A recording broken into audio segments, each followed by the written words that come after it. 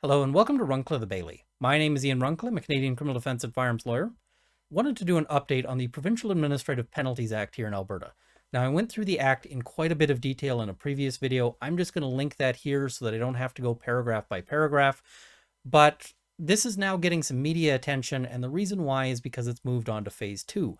Phase 1 was targeted specifically at people accused of impaired driving offenses. Now, when you're a government and you want to take away or limit people's rights, typically you want to start off with an unpopular group. So when they want to censor the internet, typically they'll talk about terrorism or people harming children.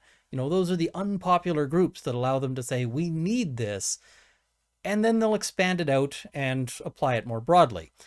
So here, the unpopular group is impaired drivers, because nobody wants to stand up and wave a flag saying, I'm with drunk drivers. It just doesn't happen. Nobody wants to be that person. So it makes it very easy, but they always want to expand that. And their plan from the outset, they said it out loud, was to expand this. So Phase 1, impaired drivers. Phase 2 is now all traffic offenses. So speeding, driving with no license, driving with no insurance, all sorts of things, running a stop sign, whatever. Now this, what they're doing has three main elements, and the reason why they're doing it is largely because it's expensive to write a ticket.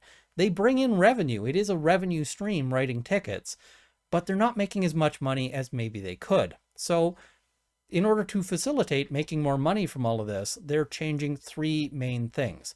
The first is that normally you'd be presumed innocent, but what they're changing that to is that you are presumed guilty.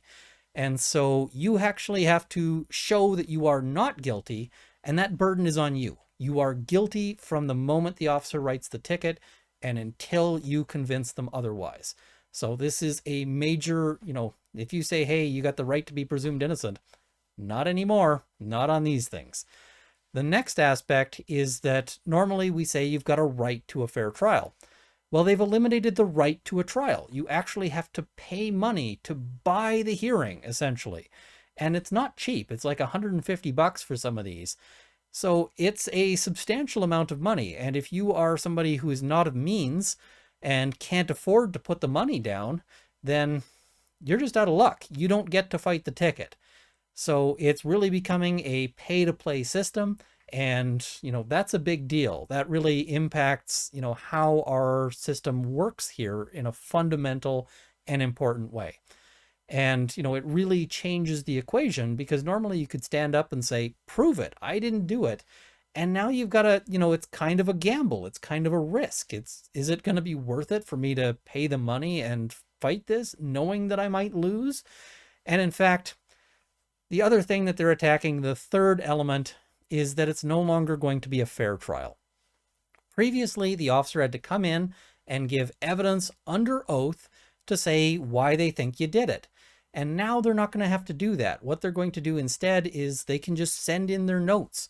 And those notes will be treated as if they were sworn evidence, even though they're not. The court is going to play make-believe and treat them as if they're sworn evidence. But because they're not actually sworn evidence, the officer is at no risk of perjury charges. So if what they send in turns out to be a lie, they can't be charged with perjury. That's, but you could, because your evidence is going to have to be under oath. Or if it's not under oath, they may treat it as less credible and less believable because your evidence doesn't get that special protection, only the police officer's evidence. Normally in a trial, one of the most powerful things, and it's been described as the most powerful engine of truth-seeking, is cross-examination, where you get to confront the officer and say, listen, you're wrong about this, or you lied about this. And you're not going to have that right. You won't actually be able to cross-examine the officer and confront them with your version of events. So what it's just going to be is the officer tells their side of the story, and you tell yours.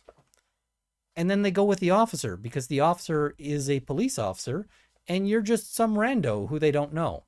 And why would they disbelieve the police officer? And besides, the burden of proof is on you. So even if they think you're both telling the truth and they can't figure out which of you is guilty or which of you is wrong, guess what? The officer wins. The ticket stands. So good luck fighting a ticket after this. Now, phase 3 is going to be that they roll this out to all provincial offenses. So hunting offenses, various other things. And some of these, have fines that might run into the tens of thousands of dollars. So big money can be on the line on these. This is going to be a huge thing. And quite frankly, the people who are most benefited from this are bad police officers. If somebody out there is a racist police officer or a bully, this is an absolute gift to them.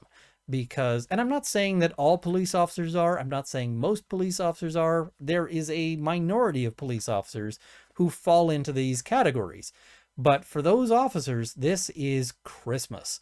Because now, let's say you want to write somebody a ticket just because, you don't like the color of their skin, or you don't like the way they're talking to you. You just think, you know what, I'm going to teach this guy a lesson. I'm going to write him a ticket. I'm going to cost him a few $100s and some demerits.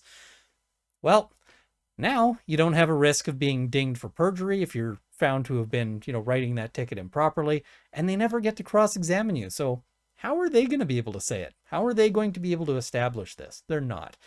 So if you care about groups, who are marginalized by police, you should be standing up and saying, hey, I got a problem with this. This is a big deal, and this will absolutely facilitate racism against any, groups that the police officers may not like. And if if you run into an officer who doesn't like you for some reason, either, maybe you had a run-in with him before, maybe, you dated his sister, whatever it is. Or maybe you're a gun owner and he doesn't like gun owners. You're not doing anything wrong with the guns. He can't charge you with that. But he could write you a few tickets, then good luck fighting them. So this is a real step towards giving the police a degree of power that I personally don't think they should have. Now, this is, as I mentioned, Alberta legislation. So there's probably some people watching this going, hey, this is hilarious. Look what's happening to Albertans.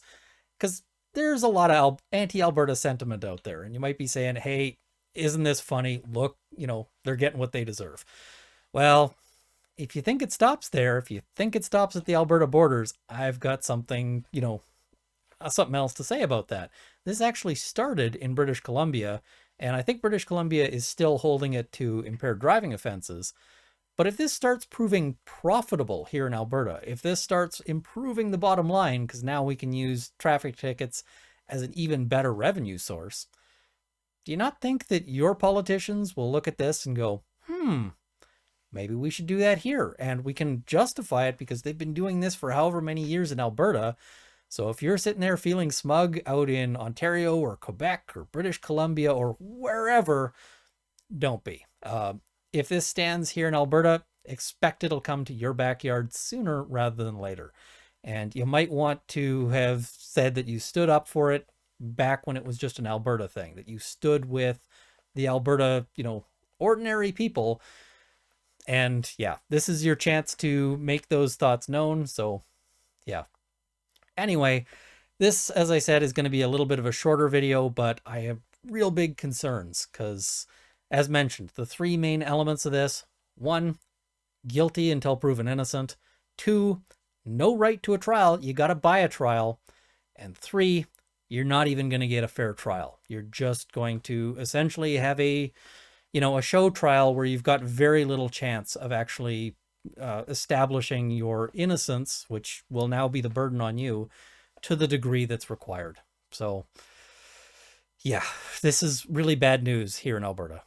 Anyway, I just wanted to give an update to remind people that this legislation is still out there, that its reach has expanded, and that it's going to expand even further. Please like this video, share it with your friends, subscribe to see more content. I also want to thank my Patreon supporters who are helping keep this channel going. At the $50 level, Jonathan Wheeler, Canada's National Firearms Association; Mike, Kyle Martin, the CCFR, and the Canadian Shooting Sports Association. At the $30 level, Sights and Arms Limited and Marc-Olivier Damour. And at the $20 level, Peter Hilger, Matt Ward, Mark Whittington, Jane Babin Luxor, Dale Nesbitt, Cameron Johnson, Bruno R., Andrew Elsich, Aaron Delso.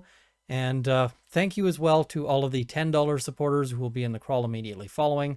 As noted, I hope I've armed you with knowledge here, because this is a really big deal. It's going to affect lots of Albertans, and if it does expand beyond Alberta, it's going to affect lots of Canadians across the country.